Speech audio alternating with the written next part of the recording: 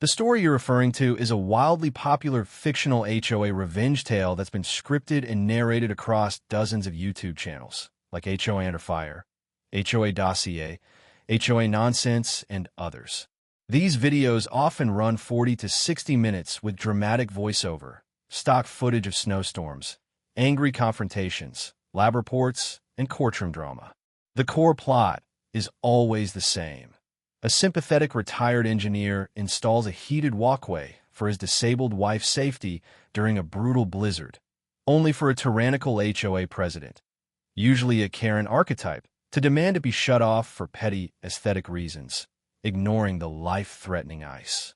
The protagonist then uncovers the HOA leader's secret illegal setup, tapping into old, contaminated agricultural wells for free but toxic water, leading to bribery attempts, frantic cover-ups, federal investigations, a public arrest at an HOA meeting, prison sentences, community cleanup, and ultimate justice.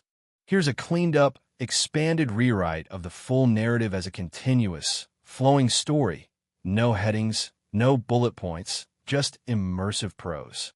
I've smoothed out repetitions, typos like Rosalind versus Rosalind, Derek versus Derek, inconsistencies in the original transcript, and made it read more like a polished short story while keeping the dramatic, satisfying revenge vibe intact.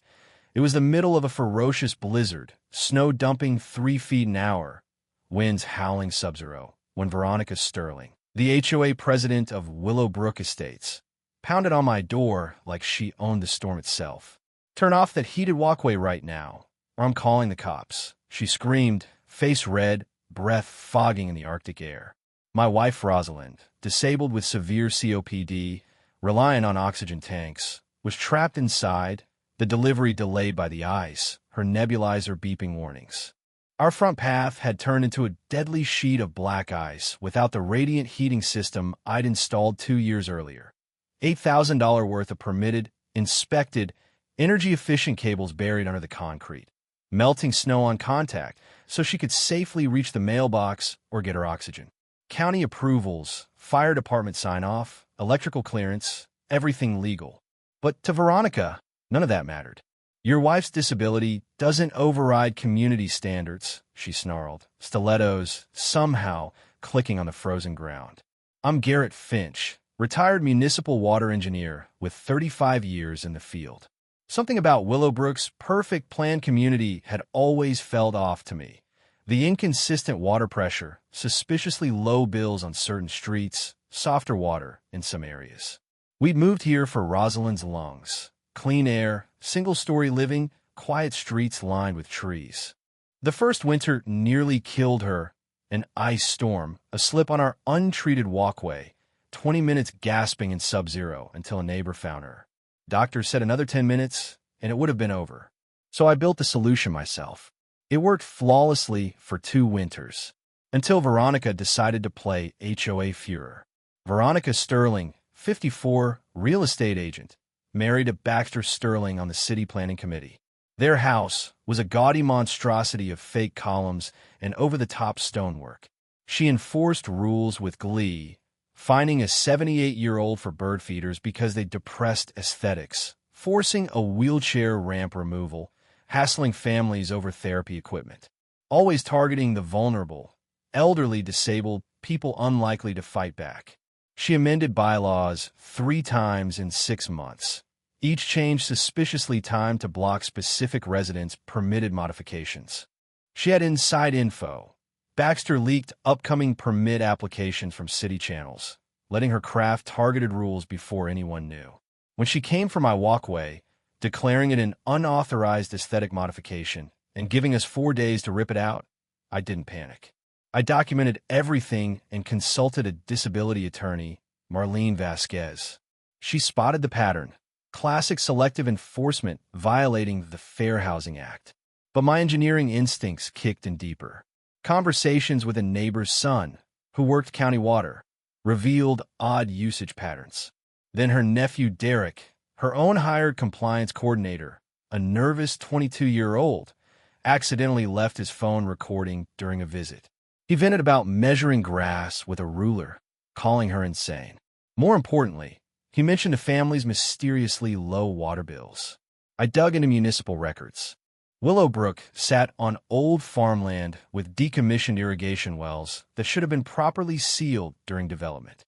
Instead, several on Veronica Street appeared never fully capped, just disconnected from surface systems, leaving functional underground access. Decorative manhole covers in backyards hid connections piping free, but untreated, potentially contaminated well water to 8 houses, bypassing city meters and slashing bills by 40%. Lab tests on samples confirmed it.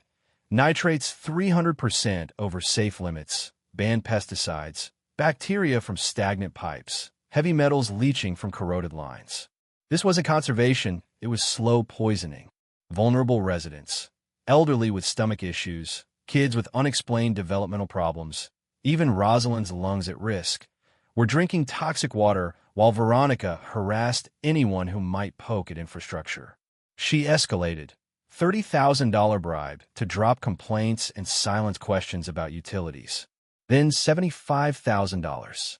Then $100,000 cash, plus relocation demands. She ordered Derek to sabotage my electrical lines, preventive maintenance. Hired shady electricians from parking lots. Threatened neighbors. But every desperate act created more evidence. Recordings, checks, witnesses. I built the case with experts, environmental labs, underground radar mapping showing sophisticated illegal distribution with shut-off valves, federal contacts. Neighbors flipped when they learned they'd been poisoned for years. At her emergency HOA meeting, where she planned to ram through my walkway ban, federal investigators, state health officials, and hazmat teams walked in mid-PowerPoint. Derek testified against her. She was read her rights in front of 89 stunned residents, mascara running, power suit wilting. 6 months later, Veronica and Baxter faced federal indictments.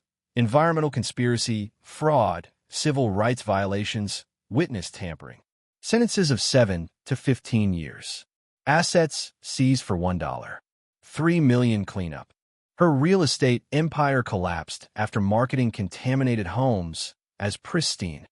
Derek got immunity, used settlement money for environmental engineering school. The community healed. New fair HOA board, mandatory water testing, disability policies, scholarships from seized funds. My heated walkway. Retroactively approved as essential medical infrastructure. Rosalind breathes easier, helps others with contamination support groups. Neighbors who once feared Veronica now host barbecues. Watch out for each other, celebrate clean water. In the end, a simple heated path for a disabled wife melted away an empire of corruption. Some fights protect more than just one family. They save entire communities. And justice, when it comes, feels warmer than any heated concrete. If you're scripting this for a video, this version keeps the high drama payoff while flowing naturally for narration. Add your usual disclaimer about it being fictionalized entertainment inspired by real themes. What would you do if this happened in your neighborhood? Drop your thoughts below. Bell subscribe for more chaotic HOA stories. Speech balloon.